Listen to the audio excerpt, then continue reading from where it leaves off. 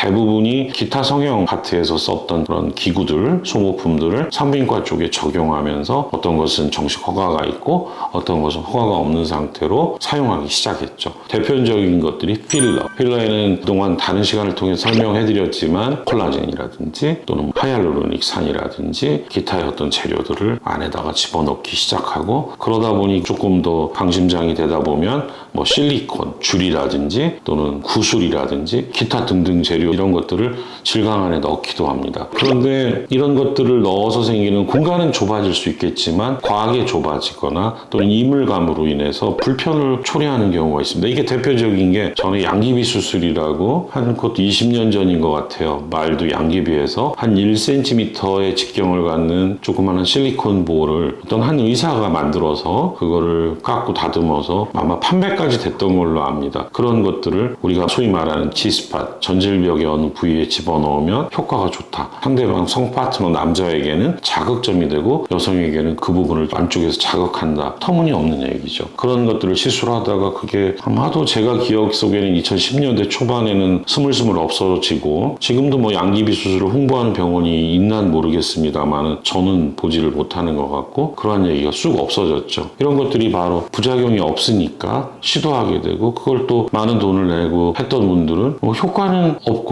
부작용도 없으니까 그냥 괜한 수술했나 하다 보고 넘겨도 좋지만 그런 게 또 튀어나오거나 해서 문제를 일으키는 어떤 경우도 좀 있었던 것 같습니다. 최근까지 논문도 만들어지긴 했지만 고형물로 여러 가지가 쓰이고 있는 것들도 과거에 비해서는 많이 홍보하지 않는 것 같은 생각이 듭니다. 왜냐하면 유행이거든요. 제가 볼 때는 그냥 간단한 방법을 통해서 간단히 치료하고 어떤 기구를 자꾸 쓴다는 얘기는 의사가 그쪽에 대해서 오래 공부하거나 고민할 필요 없이 그런 기구를 쓰면 되겠지 하는 정도의 생각이라고 저는 감히 말씀을 드릴 수 있습니다. 제 생각입니다. 그렇지만 최근까지 이제 쭉 해서 점점 늘어나고 있는 거는 주사제, 필러 같은 주사제를 넣어서 질을 좁힐 수 있죠. 이거는 단순히 질 안을 좁히는 거죠. 이것이 탄력을 갖는 건 아니니까요. 질 점막 하방에 공간이 있으니까 지방이나 콜라겐이나 이런 것들을 넣으면은 충분히 넣게 되면 그만큼 줄어드는 건 맞습니다. 또 이런 재료들이 몸에서 면역학적인 부작용만 없다면 상당 기간 유지가 될 수도 있고 그것이 부작용을 그렇게 초래하진 않아요. 근데 이러한 시술조차도 충분한 볼륨감 없이 모양이나 만드는 것처럼 엠보싱 이런 말 쓰면서 군데군데 0.5도 안 되는 직경을 갖는 그런 것들을 퐁당퐁당 해놨는데 질이 큰데 그 안에 조그마한 돌기가 있다고 큰 효과가 있겠습니까? 저는 그렇게 생각을 합니다. 그러면서 충분한 용량을 쓰다 보면 또 거기에 따른 부작용이나 비용이 들 수밖에 없는 것이죠. 이렇듯 최근에 얘기를 듣고 보니까 과거에 쓰던 장비들이 국내에만 굉장히 열을 내면서 쓰는 장비들이 몇 가지가 있었어요. 그런 장비들이 본사가 뭐 망하고 그걸 쓸 수 있는 소모품들이 생산이 안 되고 하니까 쓰던 선생님들께서 난감해한다 그런 얘기도 들었습니다. 사실 그런 환자들은 옛날에 경증이라서 치료하지 않았던 환자들, 굳이 치료가 필요 없던 환자들한테 병원이 수입도 창출을 하고 그 환자에게 조금의 도움을 주고자 해서 했다면 안 해도 되는 겁니다. 사실은 심각하게 문제가 있는 질 이완증 환자를 수술하고자 했던 것이 최초의 이런 수술의 발전이었지, 아기도 안 낳고 결혼 전에 몇 번 연애하고 잠자리 가졌다고 그래서 그게 질이 그렇게 늘어나서 성감을 좌지우지할 정도는 아니죠. 제가 그냥 편한 말로 드리면 그냥 기분 문제죠. 그것 때문에 치료를 해서 좋아진다? 그것도 일시적으로 그거는 안 해도 그만이고, 더 심해지면 아기 낳고 다치면 그때 하는 게 맞다는 게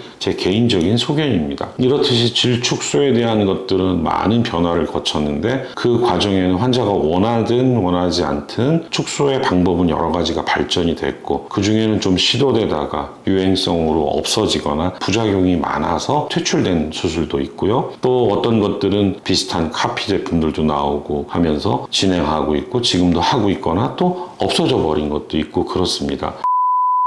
사람의 몸은 스스로 치료하는 능력도 있고요. 아주 심한 상태가 되기 전까지는 그렇게 큰 차이를 보이지 않는다는 게 의사 생활을 30년 이상 한 제 생각입니다. 이 말은 질 축소를 치료하는 거는 모든 사람에게 필요한 것은 아니다. 꼭 필요한 사람이 있고 그들은 대개 분만성상을 동반하거나 연령이 좀 되신 분들이 필요할 것이다. 그분들에게 꼭 필요한 것은 큰 효과가 있는 제대로 된 시술을 하는 것이 맞고, 그냥 뭐 조금 이렇게 하는 건 환자분 병원이 원하면 할 수 있습니다. 대신 본인이 들이는 비용, 노력, 무서움, 수술 후에 회복 이런 것들에 대해서 좀 잘 판단하시고 시술을 하면 될 것이라고 생각을 합니다. 질 축소 성형의 방법도 다양하고 있다가 없어지는 수술도 많고 하지만 계속 지속되고 계속 환자들이 필요로 하는 시술이 저는 정답이라는 생각을 결론으로 드리면서 여러분들이 내가 질이완이 있구나 그럼 먼저 정확한 진단을 받으세요. 병원에 가면 다 질 늘어났다고 합니다. 저 역시도 마찬가지일 수 있어요. 그러나 그 정도 가지고는 큰 성생활에 문제가 없을 거라고 얘기할 수 있는 선생님을 만나세요. 그래서 했을 때 확실히 좋아질 거라고 책임지겠다는 선생님한테 맡기세요. 그렇게 하고 그분이 추천하는 게 주사든 레이저든 수술이든 여러분들이 들어봤을 때 충분히 이해가 된다면 동의하시고 시술하시면 됩니다. 그 다음에는 병원이나 집도한 의사가 책임을 지면 되는 거 아니겠습니까? 판단이 틀렸든 아니면 수술을 제대로 못했든 또는 원하지 않는 결과가 나왔든 환자분에게 동의를 요구했던 수술을 제안했던 치료를 제안했던 의사의 몫이라는 말을 드리고 싶습니다. 그러니까 여러분들도 신중히 생각해 보시고 꼭 필요하신 분들 받으시고요. 꼭 필요하지 않은 분들은 좀 더 알아보시기 바랍니다. 오늘은 질 축소 성형의 다양한 방법들과 차이점 정리하는 의미에서 말씀드렸습니다.